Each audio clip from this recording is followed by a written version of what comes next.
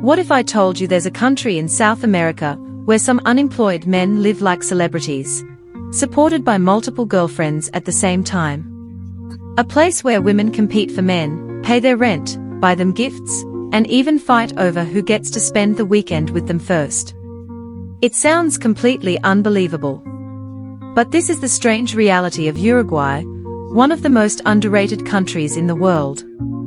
Most people imagine South America as poor, unstable, and dangerous. But Uruguay is different. This tiny country has one of the highest standards of living in South America, one of the safest societies in the region, and a welfare system so generous that many people call it the Switzerland of South America. And somehow, despite all of that, Uruguay also became one of the biggest man shortages on Earth. Uruguay has a population of only around 3.5 million people.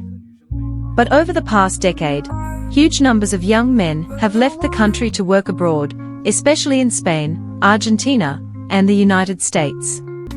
As a result, the dating market inside Uruguay changed completely. Among many people between the ages of 25 and 35, women significantly outnumber men. In some professional circles in the capital city of Montevideo, there are reportedly more than twice as many single women as single men. And that imbalance created something unusual. A group of men known online as mate boyfriends. The name comes from mate tea, the famous drink shared across Uruguay and Argentina. These men spend their days drinking mate, watching football, relaxing with friends, and dating multiple women at once. Many of them do not even have stable jobs. Yet somehow, they live better than ordinary office workers. One famous example is a 26-year-old man named Matthias. No full-time job. No house. No car. No savings.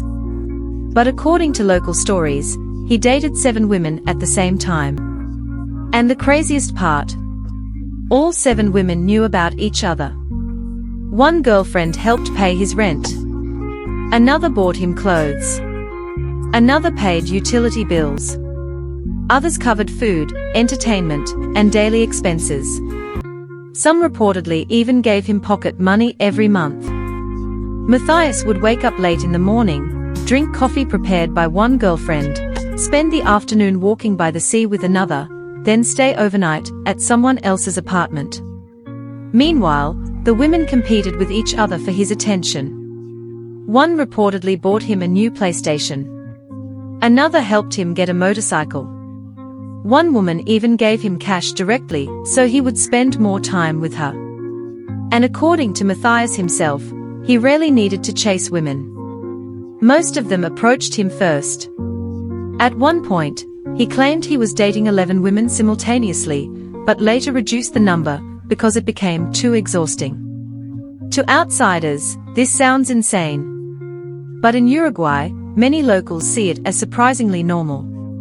Because when men become rare, relationship dynamics begin changing fast. Years ago, women in Uruguay often expected men to own homes, cars, and stable careers before marriage. Today, many women say they only care whether a man is kind, loyal, and non-violent. In many cases, women now take the initiative in relationships. They ask men out first. They pay for dinner. They buy gifts. Sometimes they even prepare housing for marriage themselves. Traditional expectations completely flipped. And this strange dating culture became so extreme that some events in Uruguay now look almost unbelievable. Dating organizers struggle to attract enough men to attend social events. To solve the problem, many events offer free entry for men, free food, free drinks, and sometimes even cash rewards just for showing up. Meanwhile, women often pay expensive ticket prices and reserve spots weeks in advance. Yet despite all that, the ratio of women to men at these events can still reach 3-to-1, or even 6-to-1. Because of this shortage, many Uruguayan women now look outside the country for relationships.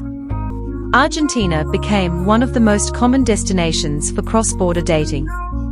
But Uruguay is not just about unusual relationship culture. What truly surprises people is how comfortable life there actually is. Uruguay consistently ranks among the safest and most stable countries in Latin America.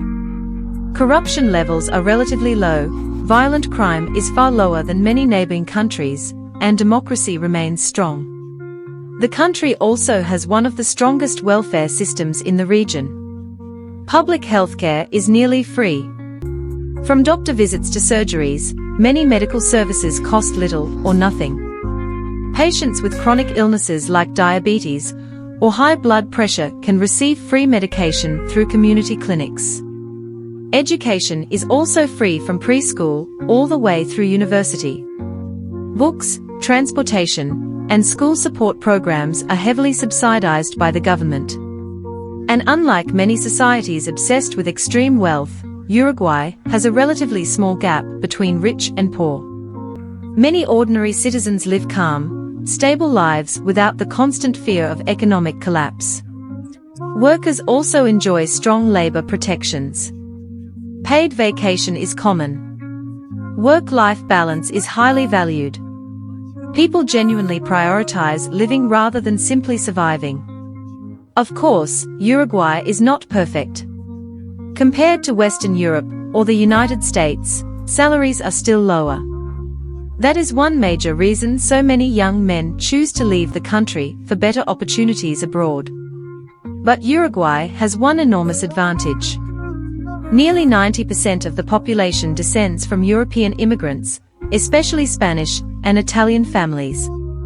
Because of historical immigration laws, many Uruguayans can relatively easily obtain Spanish citizenship or eventually gain access to European Union passports.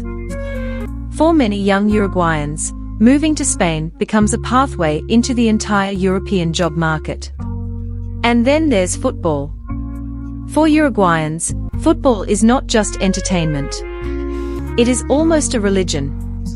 Despite having only 3.5 million people, Uruguay became one of the greatest football nations in history. They won the very first FIFA World Cup in 1930. Then they won another World Cup 20 years later. They also captured 15 Copa America titles, tying Argentina for the most in history. When the national team plays, the country almost stops moving. Shops close early. Schools pause activities. Factories slow down. Even hospitals sometimes reduce normal operations because so many people are watching the match. The streets become empty while millions gather around televisions together. That is Uruguay. A small country with no massive military power. No giant economy. No global dominance. Yet somehow, it created a society where many ordinary people still live with dignity, stability, and surprisingly high happiness. And maybe that is why Uruguay fascinates so many people online. Because behind the memes, strange dating stories, and football obsession lies one of the most peaceful and underrated countries in the world.